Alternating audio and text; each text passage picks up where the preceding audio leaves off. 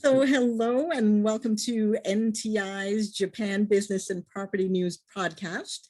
I'm Priti Donnelly, Sales and Marketing Manager at Nippon Tradings International. Our topic of interest today is abandoned properties in Japan, also known as Akiya. With us today is Matt Ketchum, co-founder of Akiya and Inaka, a Japanese company specializing in helping foreigners purchase abandoned or semi-abandoned homes in Japan. Hello, Matt. I hope I pronounced that, not your name, but Akiya the right way. You got the name right, yeah. Yeah, you got both names right.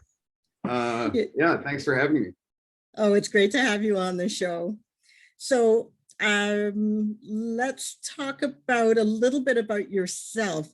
Could you tell me how, I understand you have a bit of an extensive journey to Japan, what you do and how that came to be? Yeah, that's a good question. So my professional background is in a good bit of IT as well as NGOs and kind of business, what would you call it? Business development, organization, optimization, things like that. I've been doing that for, I guess, I'm 34, by the way. So my professional career is now, I guess, maybe a decade old. So yeah, I've been doing that, and that's kind of, during the day, a weekday kind of thing. The reason that I'm here, though, it really goes back to almost exactly 20 years ago when I was 14, and I'm from the US in Pittsburgh. And this is totally relevant. I'm just going to preface, but it might sound like it's not.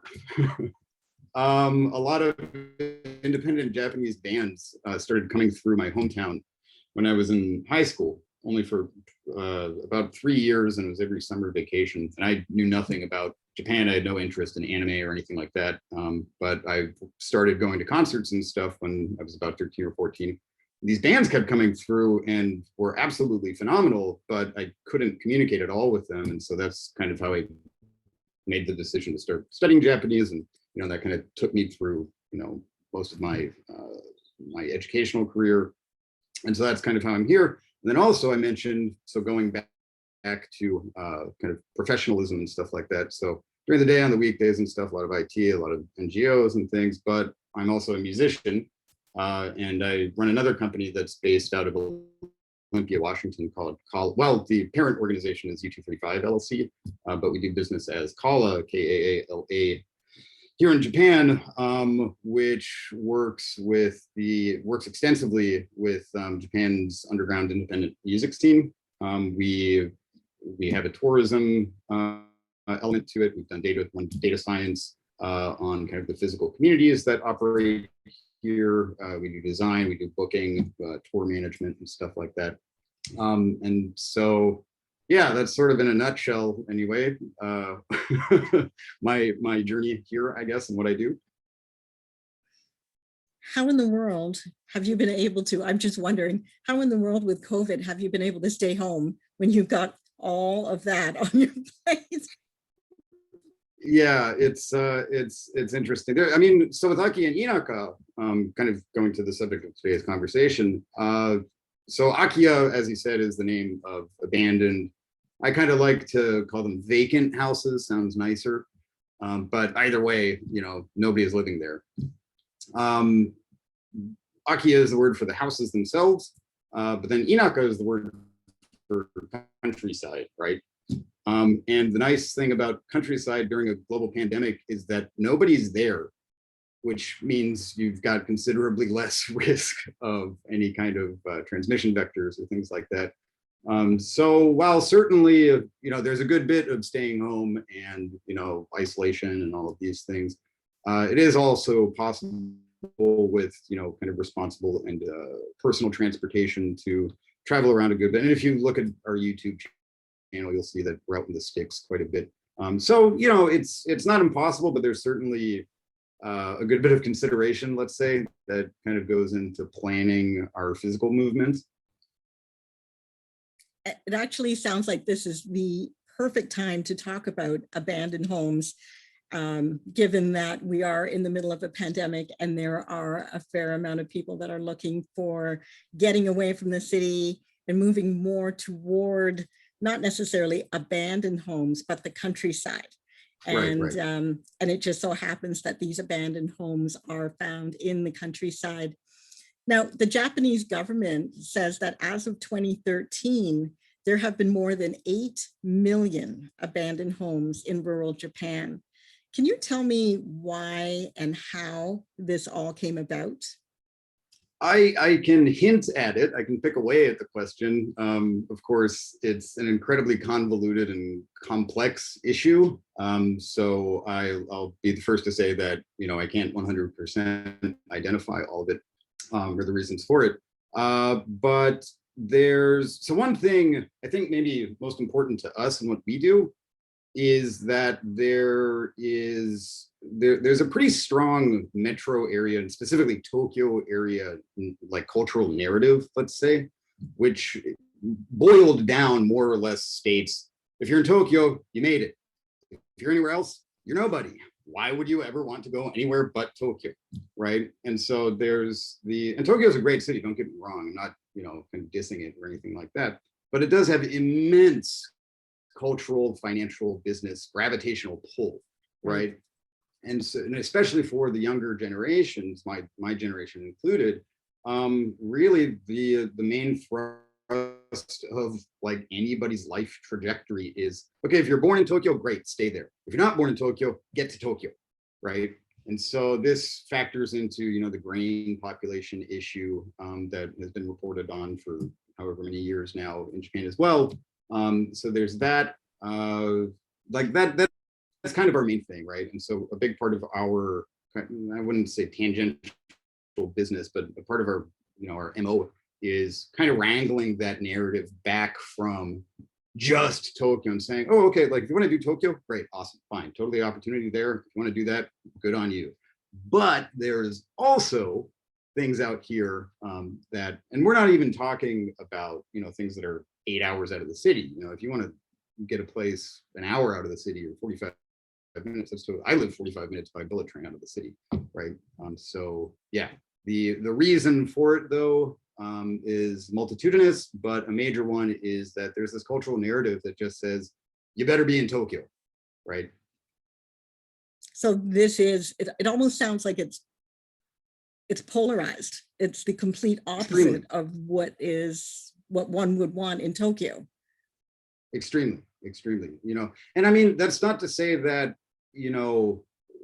Tokyo is great and like actually the countryside is super great. Like there are totally issues that, there's cultural issues, there's geographic, like for example, I live on top of a mountain. If you've got a bad hip or something, like that might not suit you very well. There are things to consider, right? But there are also opportunities out there. And it's merely a matter of kind of digging through, the data and, kind of the experiences that are available around the country. And it's not the case that, anywhere in rural Japan, it's all the same. No, they're totally different. It's an entire country, like cities and neighborhoods and stuff. They all have unique cultures, right? So it's really a matter of just kind of spending the time and having the resources to identify the things that may suit your kind of your personal needs and wants. One thing that's very unique to Japan is the market itself. Very different from Canada, where I am, the US, London, where most people buy real estate for speculative purposes, hoping to obtain capital growth. In Japan, properties depreciate. So you're not really looking for capital growth, you're looking more for the rental income. Right. But what I'm wondering is, a property generally would depreciate in about 25 years in Japan. I mean, at that point, it would be fully depreciated, if I'm correct. Yeah.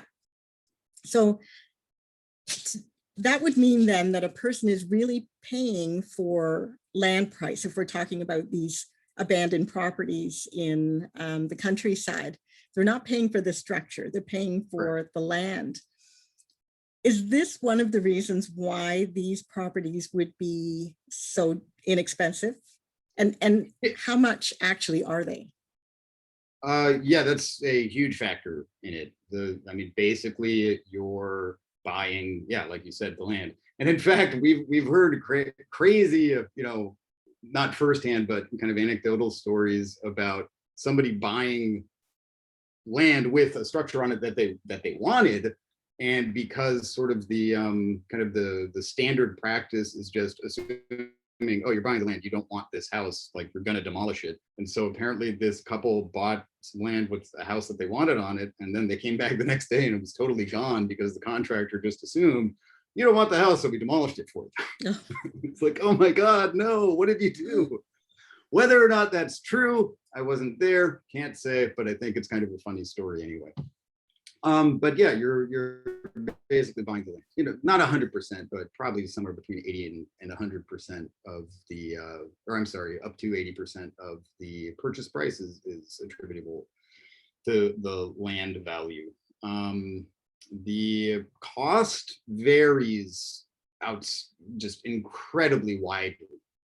For example, so I'm in Kanagawa Prefecture right now, which is kind of west and south of Tokyo. And then on the other side of Tokyo is Chiba Prefecture. You sort of got two, and then there's Tokyo Bay right here. So Kanagawa would be here and Chiba's over here.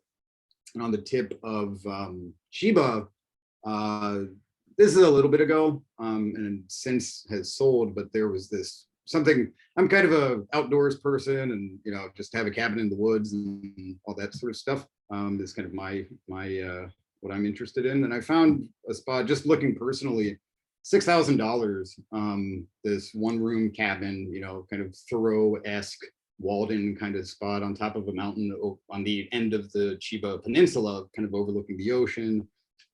Really beautiful, not at all palatial, not, some, extreme awesome. I mean, it's a cabin in woods, right? But it can't, I think, the plot was 500 or 600 square meters. The house or the cabin itself was, I think, 150, 200, something like that. It was going for $6,000. Right. We also are currently working with one client on looking in the Yamanashi area, which is north of Mount Fuji, which is kind of nearby. And their budget is in between 60 and 85 million yen, which is about 600 to 850,000, right, US. So you can get mega cheap ones, like really, really, really cheap ones, and you can also get rather expensive, well, comparatively, rather expensive ones. But I mean, the thing is, the spots that we're looking for, this larger budget and this higher budget, those are, kind of mini hotels with gargantuan land plots and, multiple stories and hot springs and, I mean, kind of the works, and Japanese gardens and all of this stuff. So yeah, like 850,000 US is nothing to kind of scoff at, but at the same time, what you get for that amount of money here versus what you get in, California or whatever is considerably for better. Sure. Yeah. Affordable and something for everybody. Yeah, really. And again, I mean, it really goes back to the data and being able to dig through it, right? Right now, it's like one of our sort of our base service with clients is just working through the data, figuring out, okay, what do you want? Right? You need to, where do you want it? What's your budget? How many stories? How old? This, that, and the other thing. And then going out there and being able to find it. Right now, the data is so poorly governed and fractured that an individual can do it. It's not impossible, not at all, right? But it will take you a lot of time, and you will be very frustrated, almost guaranteed, during that process. To go through that. And would it be in English or in Japanese, that data? No, 100% Japanese. In Japanese. So I mean, that poses another problem really for foreigners as well. Right. So if somebody wanted to do the renovations to these properties, how much would that cost, do you think? It also varies widely, but if we're talking about kind of your, I guess what I'd call a standard fixer-upper, I'd say and generally what we advise our clients on as well is, it all depends on the situation, but if you budget between 5 and 10 million yen, which is between 50 and 100,000 US, give or take, you'll probably be in the safe zone. Again, it totally depends on circumstances, but if you've got that backing you, you'll probably have a pretty good time. So, I mean, whether you purchase a new property or you purchase an abandoned home and then do the renovations, it could, in fact, come out to be almost the same thing. I mean, it could, that's not impossible. But I would be kind of surprised if an abandoned property ended up, including renovations, ended up being as expensive as a new one. Okay. Yeah, I would be. And let me also say that these, and actually there's also what I think is an immensely interesting linguistic element to all of this, right? And so you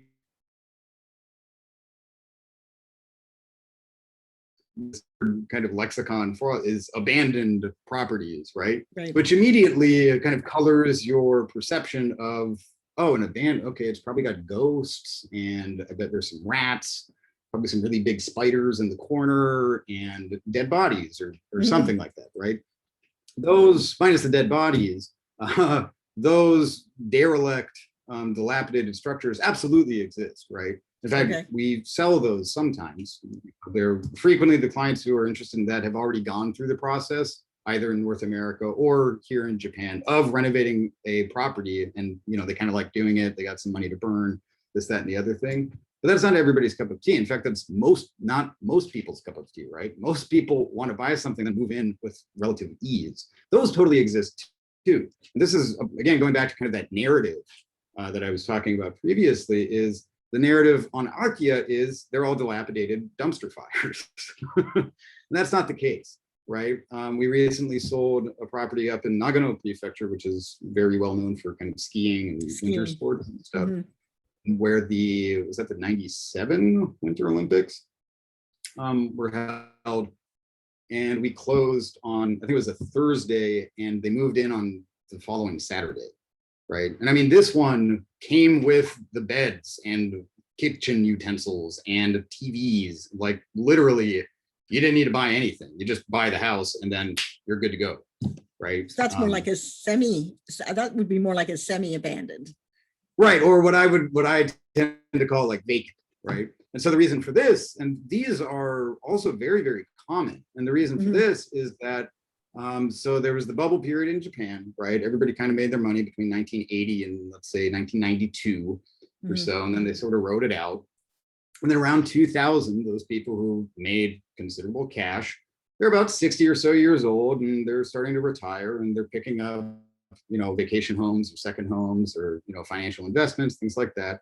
And, you know, they kind of live out their silver years in these nice places that they bought. But now they're between 80 and 85. Some of them have entered care homes. Some of them have died, and, you know, their children or something have inherited it. But, you know, somebody's coming in once a week to clean the place up. They're going up once a year, again, as a vacation house or something like that. But by and large, it's just lying vacant, right?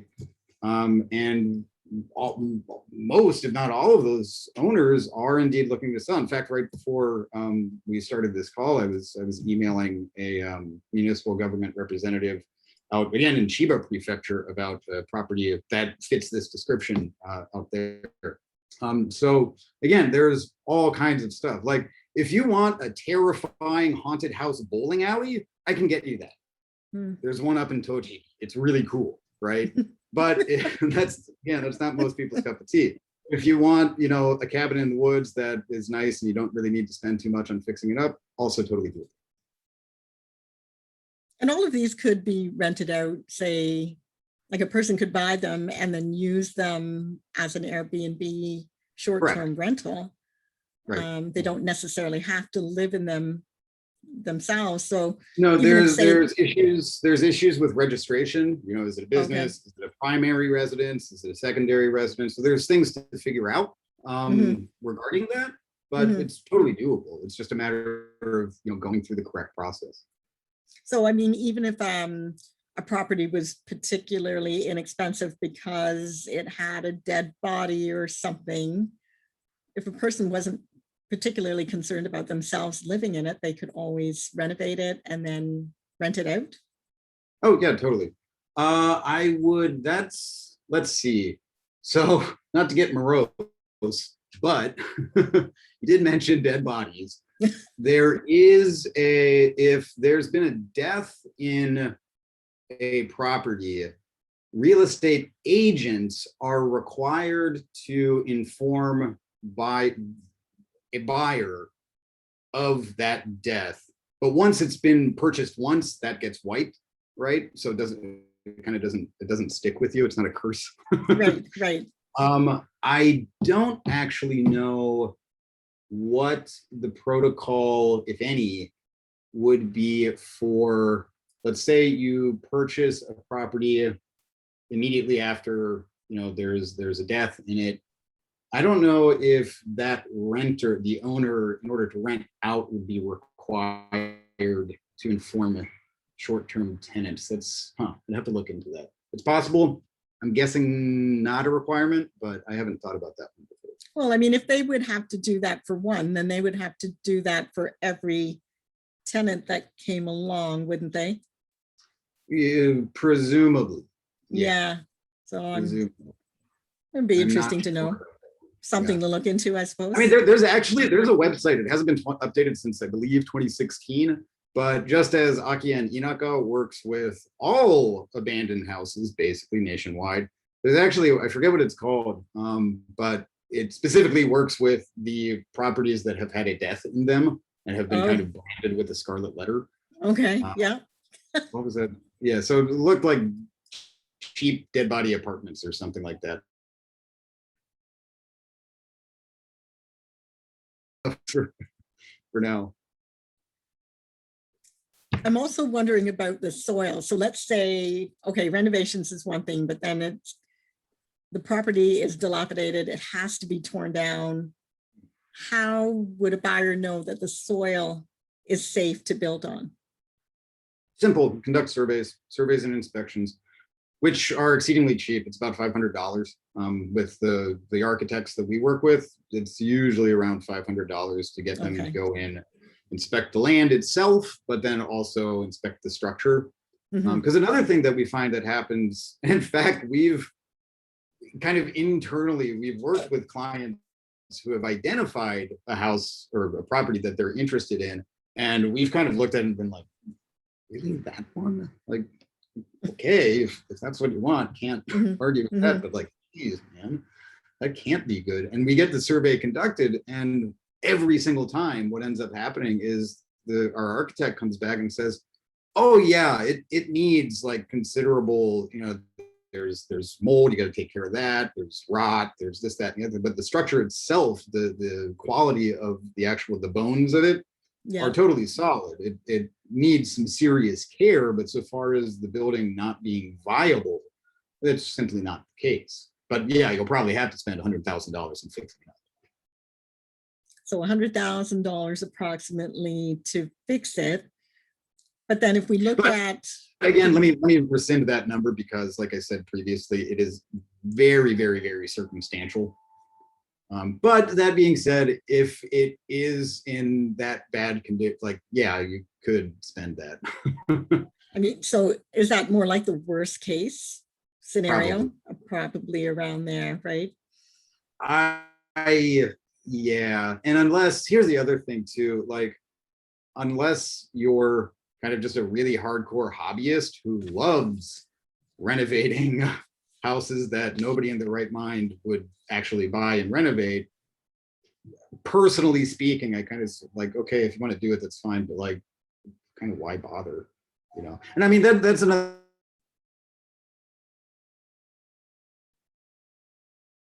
of really viable, very good properties out there, but I'd say probably 70 to 80% or so are indeed garbage that deserve being demolished. It's not that all of these are great. It's that, well, no, there's 8 million at least, and the data is really bad. So it's very, very difficult to determine which is good and which is bad, so nobody touches it. But if you start digging into it, right, and you have that kind of intelligence, then you can start making judgment calls on, oh, actually this one's great, and oh, all of these over here, no way. And so you had mentioned that there are times when buyers saying that this is the one I want, and you're looking at it going, that one, like, why would you want that one? what are some of the things that they see that attracts them to these properties, and some of the things that you see that are clear caveats of stay away from this property? Let me answer that second part first, and that is, it looks like trash. Okay. Right? Or if not trash, then just like a whole lot of work. And I mean, I myself, I love fixing things up, right? But I do have a limit, you know. Okay, yeah. So far as the client is concerned, generally speaking, it's two things, right? Number one, it's location. And isn't there a saying in real estate of like, it's location, location, and location, some kind of thing. And so that plays a huge role. Additionally, and to kind of extrapolate on that, it's not just the kind of the vistas and the views and, you know, beachside or whatever. It's the community. And this is another thing that we really try to focus on, is we're not just trying to sell you a place to live or vacate or whatever. Like, this is, rural Japan tends to be pretty cliquey too, right? And if you go in there and just say, all right, I'm going to be this individualistic, like not going to talk to anybody, and just that person, probably not going to have a good time. Those communities do exist, but generally speaking, you're moving there to be part of something, right? And so the location element isn't just, oh, it's a desirable area, or, oh my God, look at these mountains, they're beautiful. It's, oh wow, I found like there's this artist commune down the road, or, you know, that restaurant over there, oh my God, they have the best of soba. Or, I mean, it's a matter of determining a place that you want to be, not just a house, right? So that's a very big factor in it.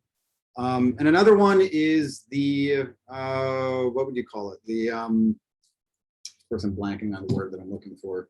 The patina, the character of the property, right? A lot of the time, and this also factors into kind of the narrative thing that I keep going back to. There's a lot of reports about Japanese architecture is awesome and super and all the stuff, and certainly there are good examples of that. But come to Tokyo and go to a residential district and tell me what you think then, because they're all boxes and they all look the same, right? They're not interesting at all. These properties that we tend to work with are older.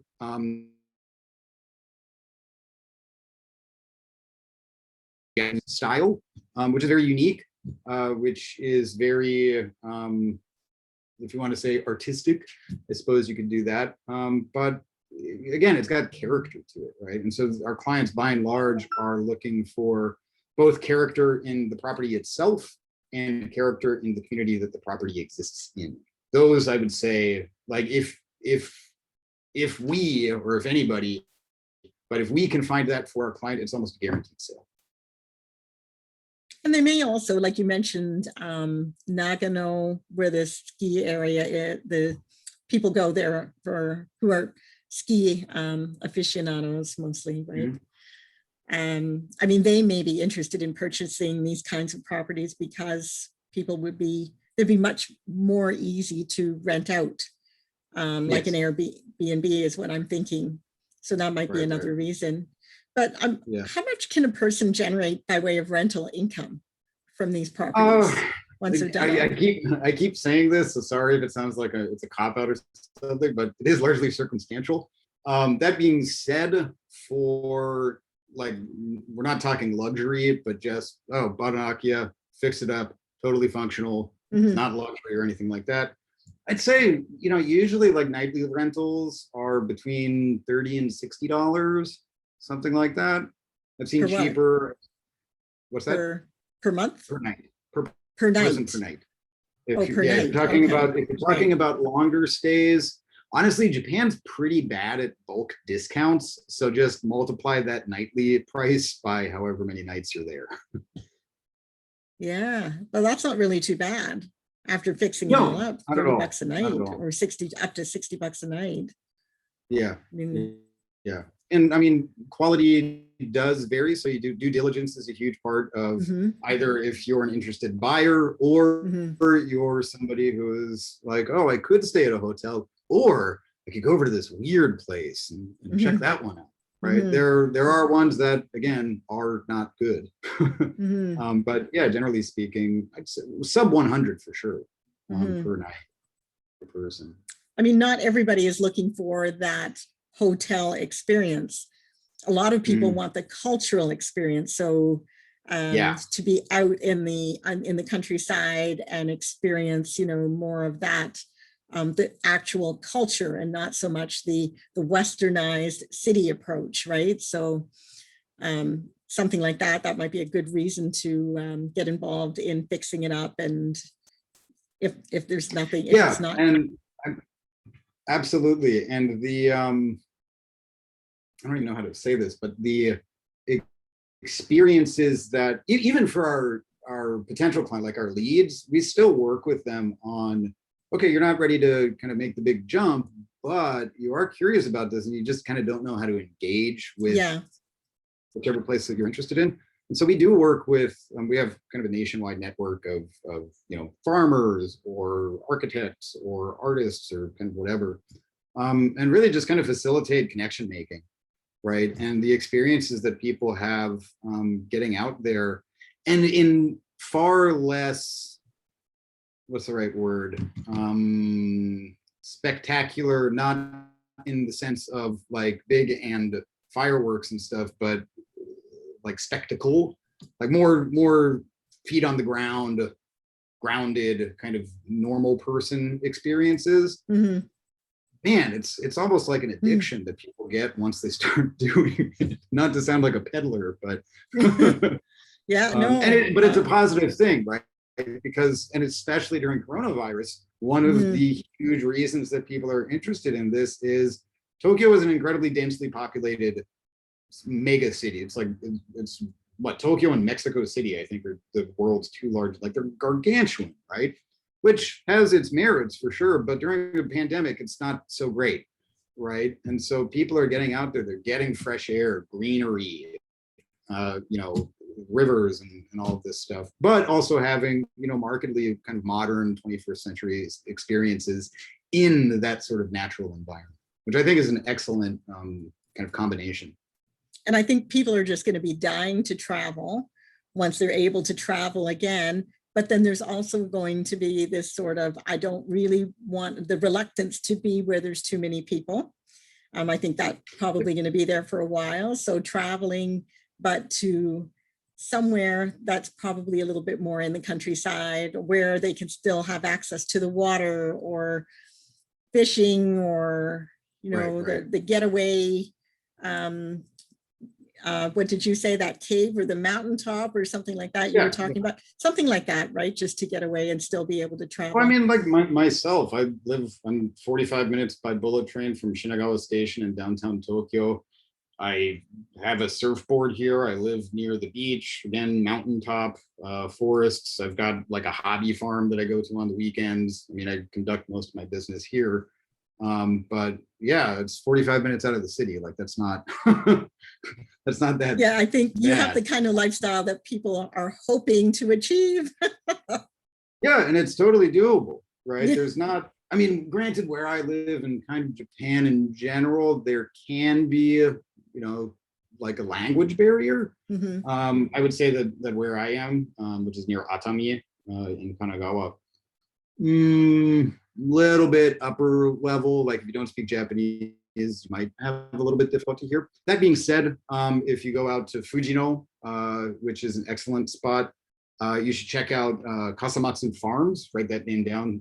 Byron, Byron, and Kaori, Kaori, Negi, Nagy.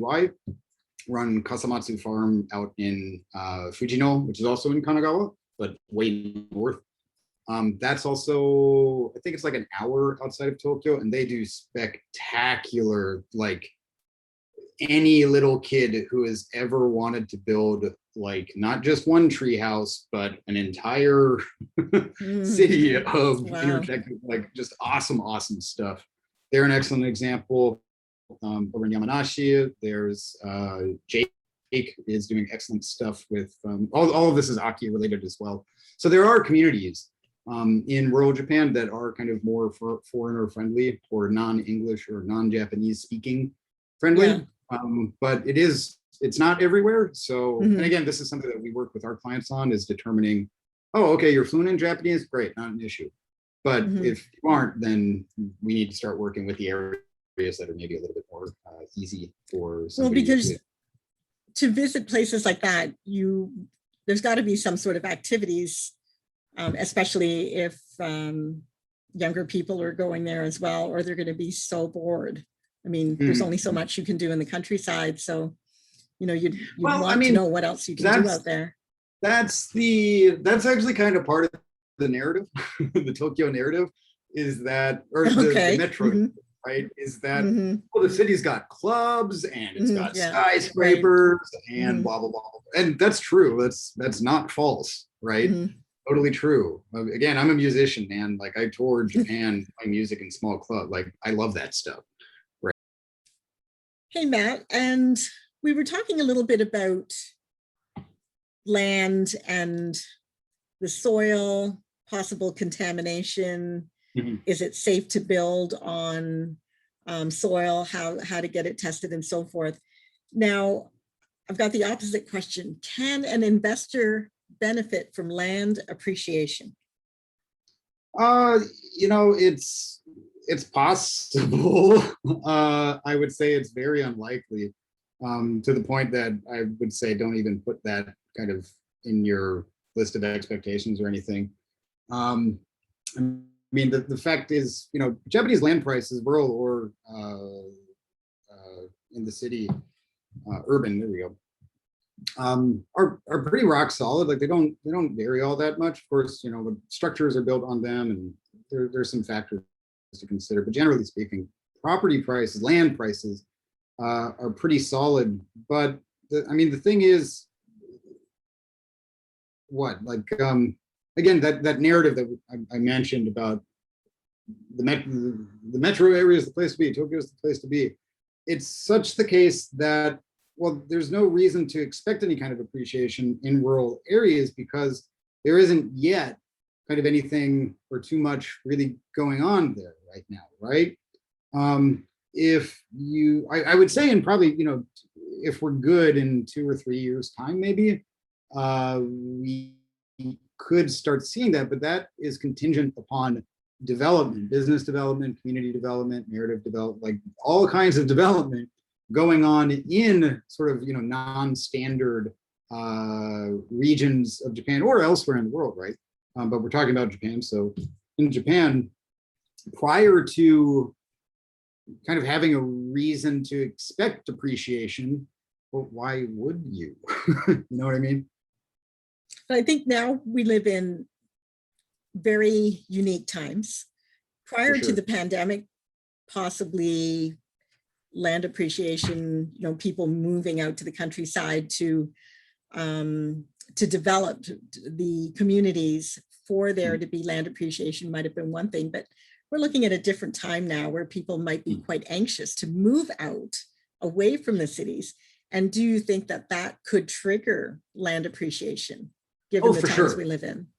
Absolutely. I merely think that, and I mean, the way that we function is very much in kind of systems thinking, right? And so, I mean, granted, we haven't, we don't have a whiteboard that, says like, oh, okay, step 1, sell Akiya, step 2, question mark, step 3, revolution or renaissance or whatever. But right now, what we're looking at is, you're correct in that people are anxious to leave the city. And in fact, one of the major factors in us deciding to pull the trigger on starting Akiya and Inaka as an official entity,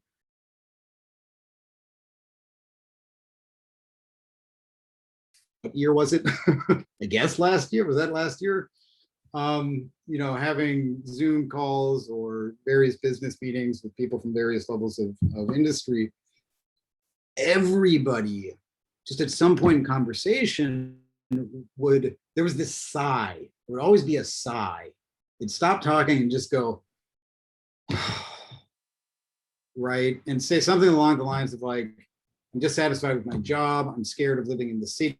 I want to do this, but I've got all these obligations, blah, blah, blah, blah, blah. And that was the thing that really made me say, because I've been doing research in Akiya for 2 or 3 years and have been aware of it, but never really, it was just a hobby, right? And I started hearing people talk about this and was like, well, wait a minute. I think I have a solution for that. And that's kind of how we started. So certainly people are interested in it, right? But there's a big difference between being interested and actually acting upon that interest. And with something like moving out of the city, just in general, but especially when, I'm here to say that Akiya they're viable, you can do them, but there's still this narrative around them that is kind of uncertain and risky, as it were. And so that's an even bigger kind of barrier to entry. And so we're not expecting people to immediately just jump into rural life, abandon everything, and go rural or wild or whatever. That's not going to happen for the most part. We don't have any clients that are doing that.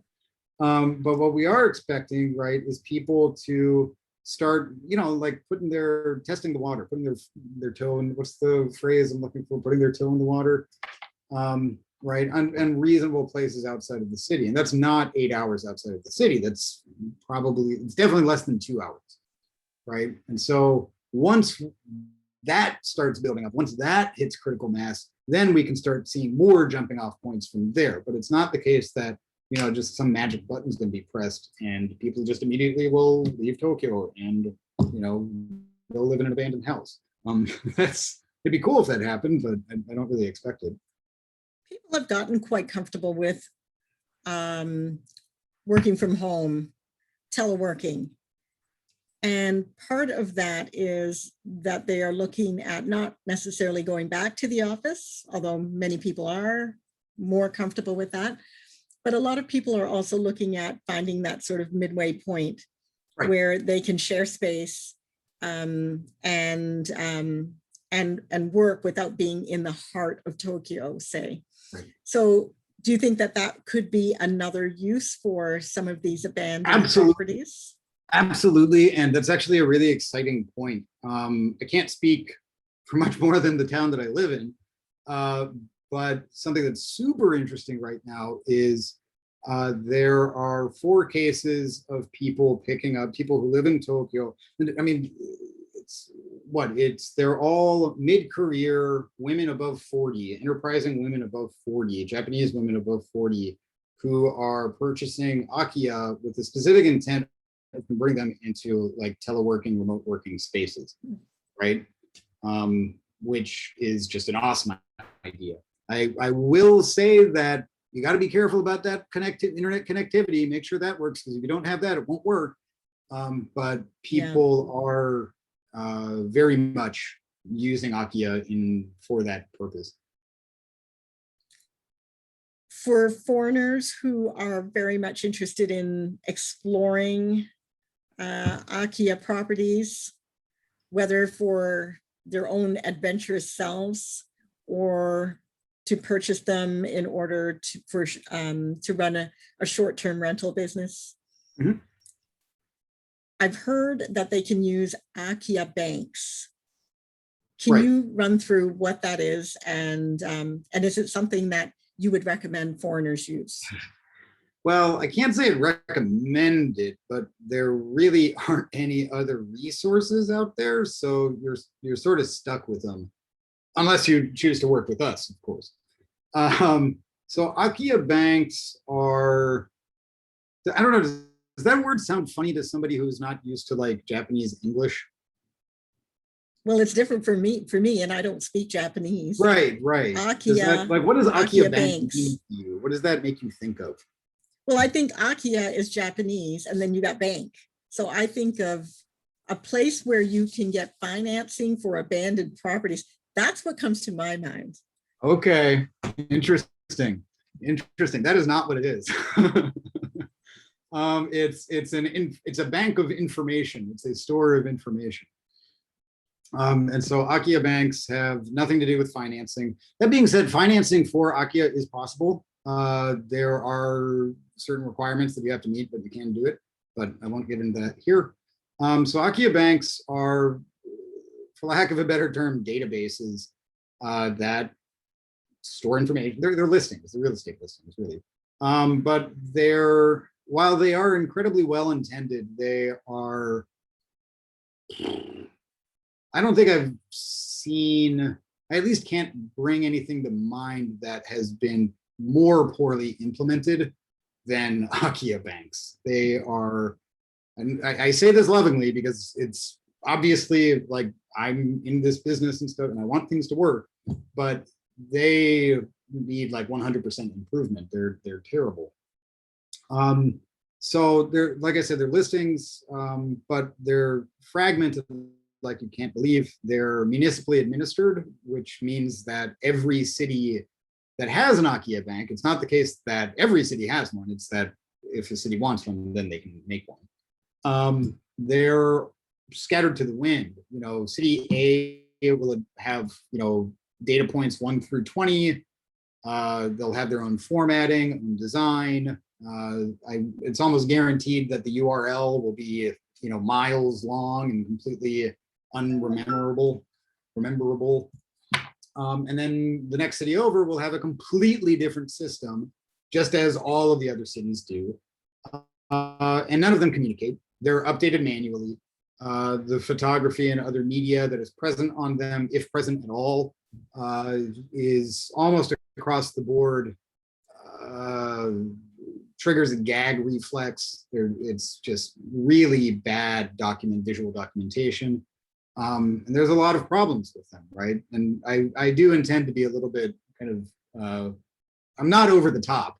It might sound like it, but really there's a lot of problems with them such that people, Japanese, they're also entirely in Japanese. They do not have English versions. They're so poorly implemented that Japanese or not Japanese, or rather Japanese speaking or not Japanese speaking, it's very difficult to actually find something that you like.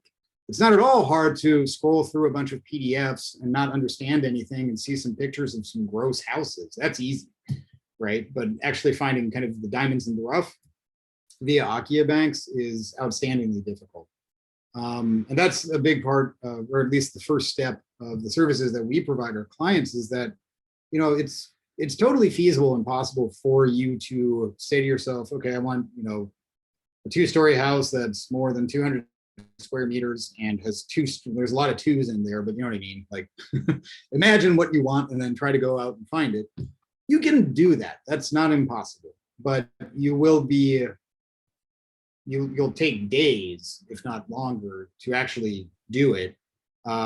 You'll be incredibly frustrated. You will not come across, what's the word I'm looking for? The entire story of it. Because again, too, they might have 20 data points.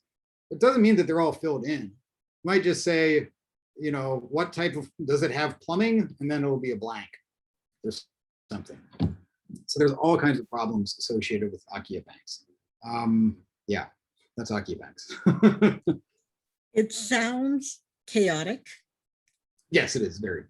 The properties can be dilapidated. The properties can be, they can have some stigma associated with it. For example, you know, dead bodies or something like that. But yet these properties are appealing. What is it that appeals to foreigners about these properties? Well, I mean, it's really the it's the articles that have been coming out for like 6 years now, right? About, you know, oh my God, free houses and all that stuff. And occasionally there are, you know, really good success stories. I mean, we've got some, but there was one in CNN like a year ago. Our friends Cowdy and Byron Negi up in Fujino at Kasamasu Farms have been getting a lot of media attention recently. You actually might want to reach out to them. They're excellent people doing really cool stuff. But yeah, there's these articles that are kind of, I mean, they're very clickbaity, but it's not that they're not true. It's just they don't really tell the backstory. They just say, holy shit, like these people picked up a house for $10,000 and turned it into this awesome thing. You should do that too. And then they don't give you the resources to do it, right? So that's an enticing story, but if you don't have, again, the resources to do it, then you're not gonna do it, right? And so people see these stories and say, that sounds neat. I like that idea. I want to do that. And then they go to an Akiya Bank and say, ah, what is this? And then they stop and don't do anything, right? So is it difficult to, let's say you don't have, let's say somebody wants to purchase one of these houses and rebuild from scratch. Do they need to have those skills, or is it easy enough to go through that whole construction process and work with the builders and so forth in Japan? I know both cases. I'd say actually with Akiya, it's probably more common that people are taking a kind of a DIY approach to it. It's not to say that it's, I mean, if it's a majority, it's like a minor majority. But, you know, working with contractors is certainly sort of a standard of either building a new property or renovating something. You do need to be careful. We also work with our clients to vet you know, landscapers or roofing or, you know, basically anything that goes into it. Just like anywhere, you got to know, you know, what KYC or KY, it's still KYC, just know your contractor, not customer. I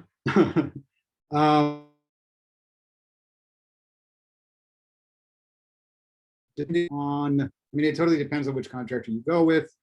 We try very hard to get our clients working with contractors that do not have kind of a exceedingly bureaucratic approach to things. There's also project management. Communication is, of course, of the utmost importance with any kind of expensive or long-term project.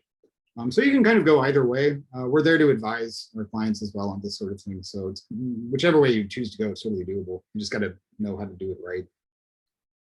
And we talked about there's vacant homes, there's abandoned homes, semi-abandoned homes. There's so many different types so many different options rather, and choices. So how does a foreigner know what's best for them?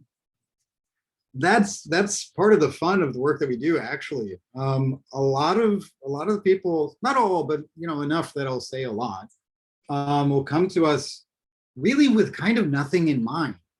They like the idea, but they don't have sufficient information about the entire Akiya environment such that they can imagine kind of a specific, oh, okay, this is what I wanted. They just say, ah, this is neat and I'm curious, what can we do, sort of thing. And so we work with a number of clients on actually just sitting them down and saying, okay, do you have kids?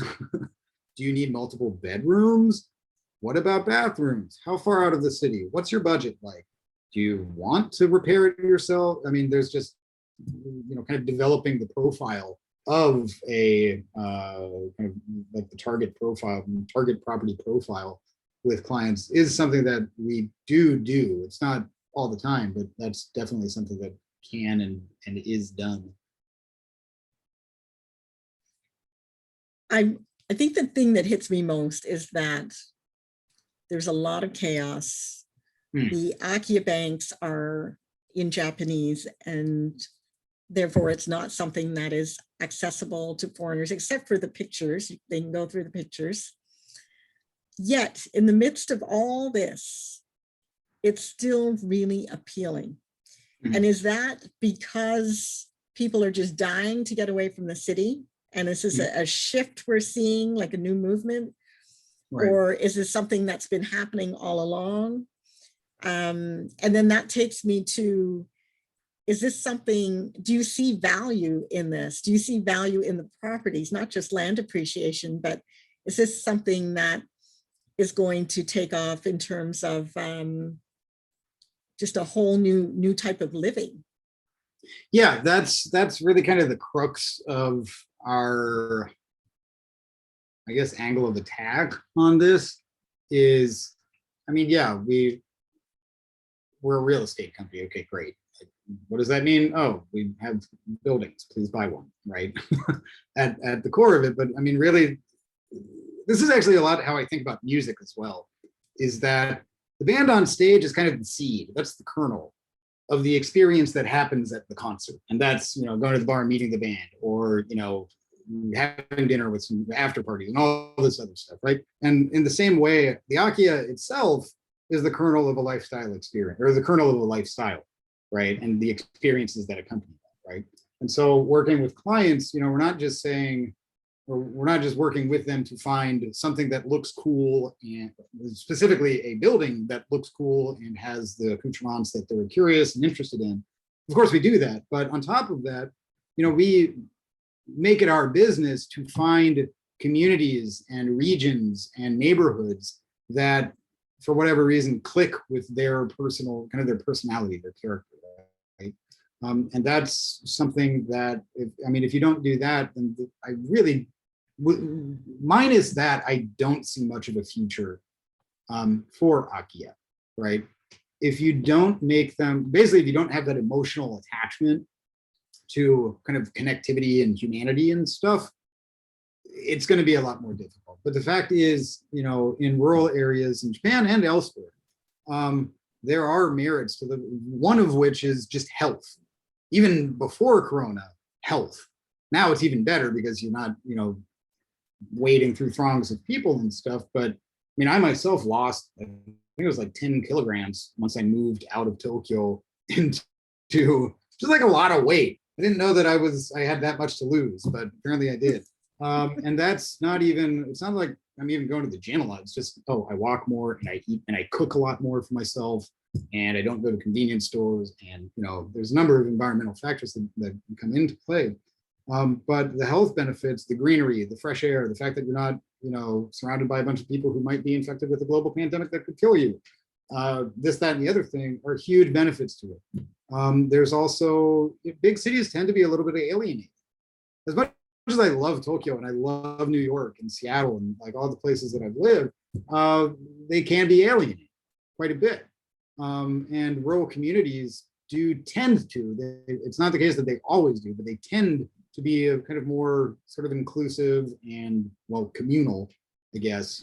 So there's that. There's, strangely enough, outside of Tokyo, internet speeds are faster because there's far less throughput.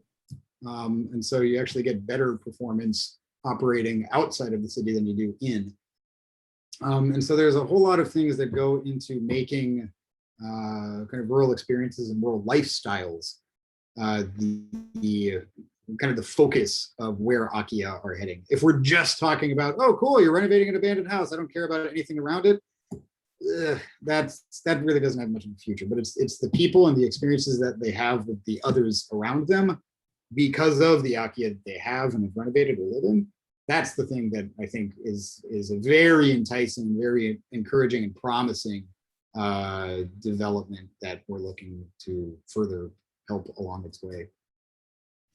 What is there to do in the countryside? I mean, that's what they would say in Tokyo. They would say, why would anybody want to move to the countryside? But it is a different kind of a lifestyle. And so what is that lifestyle? What would a person do? Is it a place for young people? Is it a place for children? Is it a place, who would be best suited for the countryside properties? Right. Let me start off by saying, it's not a binary thing. It's okay. I live like 45 minutes from Tokyo. I can totally go party or whatever, pretty much whenever I want.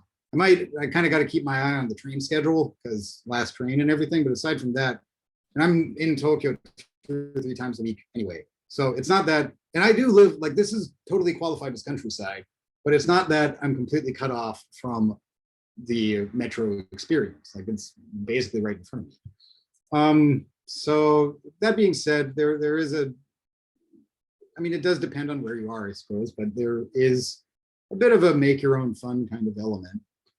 I've got a hobby farm. I've got I have 20 chickens and 3 goats now. Like, I never imagined that I would be like a goat collector. Might be the name I'm of not your a new farmer. band. Like, what's that? Sounds like the name of your new band. Yeah, right. It easily could be. So yeah, on a hobby farm that I just kind of, and that's great exercise. And it's just, sort of not because I'm in Japan, it's kind of a Zen thing of just like, all right, I'm digging a hole. Okay, this is good. Do that. I've got a surfboard. I live right near the beach. So there's that. I mean, I do work a lot. I do a lot of video and music production as well. So it's not like I'm just some Luddite who has completely disconnected from the world and whatnot. No, not at all. So, I mean, I've got drones, I've got multiple cameras, I've got, a whole slew of production equipment that I use, both for professional purposes and business purposes, as well as just a bunch of fun stuff, stupid stuff mostly, but it's still fun. That being said, again, going back to the kind of the narrative, it is the case that Tokyo skews far younger than rural areas. And that's because they've, for the last at least 2 decades, if not more, have just been migrating. That's what you do. You go to Tokyo. If you don't live there, you go there. And so it is quieter for sure. Unless I'm putting on an event, a music event, and then because nobody lives here, I can just crank the volume up on whatever and nobody hears it because there's nobody there too. So yeah, it's kind of a balance. I would say that somebody, how do I want to say that? I know that there are people who are just very, very much entrenched in city life and can't do without it. And so if that's that type of person, it'll be a bit more challenging, I think. But for, I mean, by and large, most of the people that both in my personal friends groups as well as business groups, I don't really know that many people who are particularly against it. In fact, I mean, there's a reason we're a business too, is that more and more people are coming at us about it. So there is interest in kind of augmenting. It's more an augmentation is kind of how I think of it. It's an expansion of your horizons. It's not saying, I'm getting rid of the city and going to be a farmer. It's saying, oh no, like, I want the city, which is one of my favorite things, right? And or goats or whatever. Right? You can add to your city experience. It's an add-on, not a detraction from, subtraction from. I'm sure you have piqued the interest of many of our listeners now. With the goats, how can they? It's those goats. The goats did it, and they're babies. There's 2 babies. Baby goats are the best. Oh my God, they're crazy. It's like they're psychic. They know exactly what you don't want them to do. But boy, are they cute. How can our listeners reach you, Matt? What's the best way? We're kind of all over the place, but our website, all over the place in a good way, not like scattered. Our website is akiyainaka.com. That's AKIYAINAKA.com. Or Instagram, our YouTube channel is a lot of fun. There's Akiya walkthroughs on video that you can watch. We've got kind of a fledgling series called the Akiya Hunter, which is kind of like that, what is it, Parts Unknown, the Anthony Bourdain show, except instead of just food, it's abandoned houses in Japan. But it's that kind of thing. We've got 10 episodes. We're still figuring out the kinks, but it's fun. Twitter, don't really use that one that much, but we've got it. Instagram, Facebook, LinkedIn, the whole deal. You can feel free to reach out to me on personal accounts as well, Facebook and LinkedIn and whatnot. Always happy to talk. And I mean, even if you're not interested in buying either in the near future or ever, again, kind of a big part of our, I guess, contribution, that sounds a little bit self-aggrandizing, but one thing that we really wish to affect in the general discourse is really educating people about the nuances and the variety of experiences and opportunities that are available with Akiya and Inaka.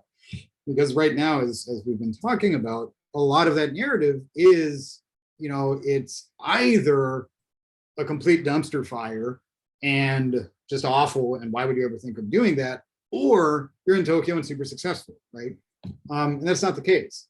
So, even if you don't want to buy it, like, we're happy to talk about I mean, kind of like what we're talking, how we've been talking. And that's something that we really wish to contribute to in the general sort of, I guess, understanding of what is going on with vacant houses in rural Japan. I think it's very important, but also just immensely interesting and kind of cool and quirky and wacky kind of thing. So feel free to reach out regardless. Thanks, Matt. It's been very insightful, and thank you for taking us to places where no one has gone before. I've only shown you so much. There's so much more. Thank you, though. That was Matt Ketchum, co-founder of Akiya and Inaka. We will link Matt's contact information in our show notes. From NTI, this is Priti Donnelly. Thank you for tuning in.